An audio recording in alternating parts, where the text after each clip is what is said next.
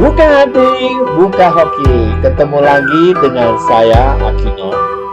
Hari ini kita akan melanjutkan pelajaran Pak-Zi, yaitu bagaimana mengenal elemen diri dan menilai apakah diri kita ini kuat ataupun lemah. Nah, sebelum kita sampai di situ, tentu bagi yang baru agak kesulitan mungkin ya, karena dalam memahami Pak-Zi ini paling penting memahami apa itu prinsip 5 elemen. Saya tidak akan panjang lebar lagi mengenai 5 elemen, tapi supaya meyakinkan kamu yang baru, apa itu 5 elemen? 5 elemen adalah cara pandang sederhana bahwa segala sesuatu di alam semesta ini dapat disederhanakan di dalam 5 elemen, ya. Dan 5 elemen ini terbentuk kenapa? Karena ada yin dan yang, gelap dan terang. 5 elemen ini terdiri dari api, tanah, logam, air, kayu. Dan seluruh kompleksitas dunia, kalau mau kita sederhanakan, ada di dalam 5 elemen. Bahkan tubuh kita adalah manifestasi 5 elemen. Jadi contoh, lever adalah elemen kayu, jantung adalah elemen api, elemen tanah adalah lambung, kemudian logam adalah paru-paru, kemudian air adalah ginjal dengan kantung kemih. Ada 3 prinsip berkaitan dengan 5 elemen yang harus dihafal dan kalau perlu dicatat ya. Sehebat-hebatnya daya ingat kita, lebih hebat catatan kita. Ya, apa maksudnya? Jangan mengandalkan daya ingat kita karena kita bisa lupa, bisa lalai dan lain-lain. Tapi catatan tidak pernah lupa, ya, kecuali catatnya memang buruk ya. Secara cepat saya akan merangkum 3 prinsip hukum 5 elemen. Yang pertama adalah disebut dengan siklus menghidupkan. Api menghidupkan tanah, tanah menghidupkan logam, logam menghidupkan air, dan air menghidupkan kayu. Dan ketika saya bilang menghidupkan dengan menguatkan sama aja artinya ya. Jadi api menguatkan tanah, tanah menguatkan logam, logam menguatkan air, dan air menguatkan kayu ya. Artinya apa? Kalau ada api, maka tanah kuat. Kalau ada tanah, maka logam kuat. Kalau ada logam, air jadi kuat. Kalau ada air, maka tumbuhan jadi besar ya, ataupun kayu menjadi kuat. Itu satu. Yang kedua adalah siklus melemahkan, yaitu kembalikannya ya, yaitu api dapat melemahkan kayu, kayu dapat melemahkan air, air dapat melemahkan logam, logam dapat melemahkan tanah, dan tanah dapat melemahkan api. Sederhana sekali, air misalnya kita ambil ya.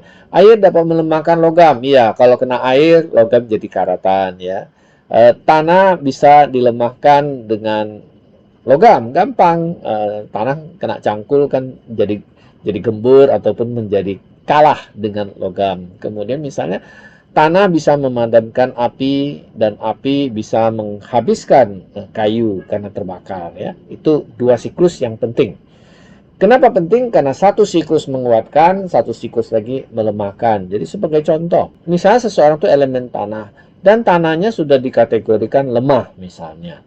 Maka kedatangan logam gimana? Itu artinya malah makin membuat elemen tanah seseorang itu makin lemah ya.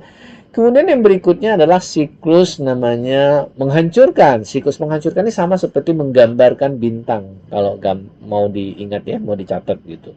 Dimana api, tanah, logam, air, dan kayu membentuk segitiga 5 ya. Jadi apa prinsipnya? Air dapat memadamkan api. Itu siklus menghancurkan. Kemudian api dapat melumerkan logam. Kemudian logam bisa menghancurkan kayu, kampak ya, misalnya motong kayu. Kemudian kayu dapat menghancurkan tanah yang menghancurkan tanah. Bahkan batu pun bisa dihancurkan oleh tanah. Dan terakhir, tanah dapat menghancurkan air. Sekarang kita masuk ke pelajaran yang sangat penting, ataupun inti dari pelajaran Pak-Zi, yaitu bagaimana melihat elemen diri seseorang itu kuat atau lemah. Di dalam Pak-Zi, menilai kuat dan lemah, inilah tujuan kita untuk melihat bagaimana kondisi elemen kita. Artinya, kalau lemah, maka kebutuhan untuk dikuatnya sangat penting. Sebaliknya, kalau terlalu kuat, maka perlu dilemahkan. Nah, kenapa demikian? Karena di dalam kehidupan proporsional 5 elemen ini di dalam keseimbangan yang sempurna.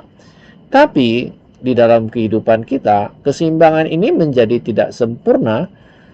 Ini disebabkan karena perbuatan kita, ucapan kita, dan tindakan kita.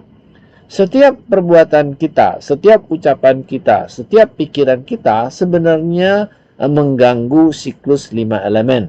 Seseorang yang marah misalnya, maka dia tanpa sadar memproduksi api yang berlebih di dalam tubuhnya. Dan ketika dia memproduksi api yang berlebih, apa yang terjadi? Elemen kayunya menjadi berkurang dengan drastis. Dan akibat elemen kayu yang terjadi kekurangan yang drastis, dia tidak mampu lagi menyerap air yang seharusnya dia bisa serap. Sebagai contoh, orang yang gampang marah atau sering marah, maka punya potensi untuk kena serangan jantung, darah tinggi, levernya lemah gitu. Dan kemudian ketika levernya lemah, maka ginjalnya pun jadi lemah dan lain-lain. Produksi hormon seksualnya pun menjadi kurang baik gitu. Sebaliknya, misalnya orang yang hidupnya pikirannya ngesek melulu gitu, maka dia tanpa sadar memproduksi elemen air terlalu banyak ya. Anda tahu sendiri apa yang saya maksud, kenapa memproduksi elemen air terlalu banyak ya. Ini semua kita udah dewasa, ini bukan pelajaran porno, tapi ini mendewasakan. Dan ketika tubuh memproduksi elemen air yang berlebihan sesuai hukum 5 elemen, maka ketika dia dikendalikan oleh air, maka sama, yaitu dia dapat melemahkan logamnya dan dia dapat mengcounter api. Ya, api itu adalah cara berpikir, pikiran kita. Jadi orang yang pikirannya ke arah itu terus ya, ke yang tadi ke seksual terus, maka sebenarnya maaf ya, nggak ada pikirannya, nggak mampu berpikir. Nah, kenapa di dalam banyak di buku-buku kuno termasuk yang ditulis oleh penulis barat mengatakan kalau mau sukses kita harus menyeimbangkan nafsu seks kita dengan nafsu berpikir kita. Jadi meskipun orang sebenarnya tidak mempelajari 5 elemen, secara naluriah orang sudah tahu adanya 5 elemen. Ya, misalnya orang yang sukses di dalam karir dan bisnis, tentu soal seks tidak menjadi utama. Segala hal tentu ada pengecualian ya. Jadi di dalam 5 elemen, oh Pak, ini ada ini. Enggak kok. Iya betul. Segala sesuatu itu pasti ada pengecualian ya. Tapi kalau pengecualian itu misalnya dari 100, 20% menunjuk 20 atau 20% itu menunjukkan demikian, maka kita bisa fokus menggunakan 80% pedoman itu untuk kehidupan kita. Jangan hanya gara-gara namanya ada pengecualian, kemudian kita merasa, nggak cocok gitu. Dalam hidup, mana ada sih yang pasti? Semua itu probabilitas. Bahkan yang dihasilkan dengan penelitian yang luar biasa teknologi saat ini. Vaksin misalnya. Mana ada yang 100%? Iya kan? Tentu semua ada namanya nilai probabilitas atau nilai kemungkinan atau persentase tepat ataupun tidak tepat ya. Dan di dalam kehidupan 5 elemen ini bisa kita gunakan selain paksa bisa digunakan untuk menata kesehatan kita, menata emosi kita. Agar setiap orang mudah untuk menilai apakah dirinya ini kategori lemah atau kuat, maka saya menyajikan satu cara yang disebut dengan cara kuantitatif ya. Secara tradisional tidak ada cara penilaian bobot ini, dan kalau tidak ada angka pembobotan atau nilai kuantitatif, maka mempelajari pakse itu cukup menyita waktu ya, jam terbang yang begitu tinggi sehingga baru bisa dengan yakin membaca apakah elemen saya ini kuat ataupun lemah. Nah, ini adalah cara mudah supaya paling tidak paling tidak 80% bisa membaca secara akurat mengenai elemen diri seseorang. Nah, ketika saya mengatakan 80%, ingat ada 20% tidak menggambarkan yang sebenarnya. Dan tidak masalah ya, karena mungkin 20% ini adalah orang-orang yang istimewa, ya, orang-orang yang memiliki pakse yang unik, sehingga bobot penilaian ini tidak dapat menggambarkan apa yang terjadi dengan kehidupannya ataupun paksenya. Nah, ini yang saya katakan, mari kita fokus kepada kemampuan yang bisa daripada kita fokus kemampuan yang tidak bisa, gitu. Dan perhatikan ini, di tahun ada pilar langit ya, batang langit, yaitu yang di atas, nilai bobotnya adalah 8, kemudian cabang bumi adalah 4, kemudian pilar bulan 12 di batang langit, 40 di cabang bumi bulan. Kemudian day master diri sendiri tentu nggak ada nilai ya, karena ini elemennya, elemen dasarnya, dan mau dinilai apakah teman-teman yang sekeliling ini memberikan nilai yang lebih kuat ataupun lemah.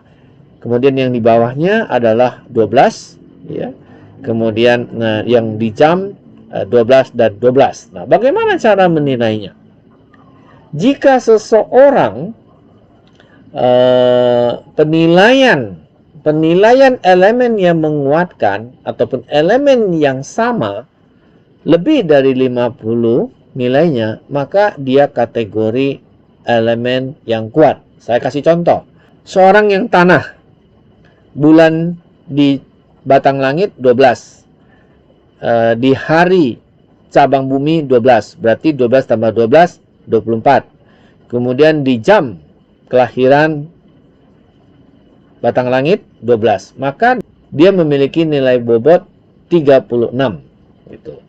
Dengan seketika kita bisa melihat bahwa dia sesungguhnya adalah seorang tanah lemah.